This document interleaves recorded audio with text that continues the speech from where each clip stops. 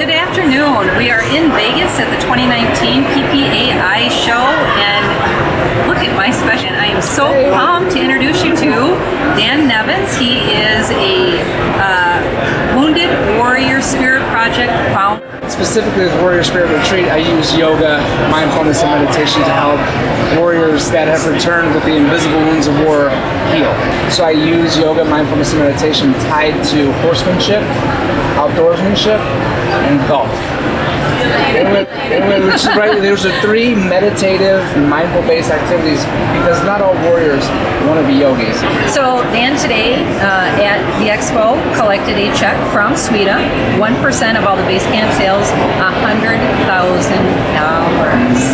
High five, buddy. Life-changing amount of money for the retreat. That's right, life-changing. So if you want to get in on this life-changing train that we're on, talk to me and we'll look at some suite of products. People ask me all the time, what can they do to help? And like, there's a million things. You can support the retreat, buy base camp, all that. But really, you can just invite a veteran to yoga because you just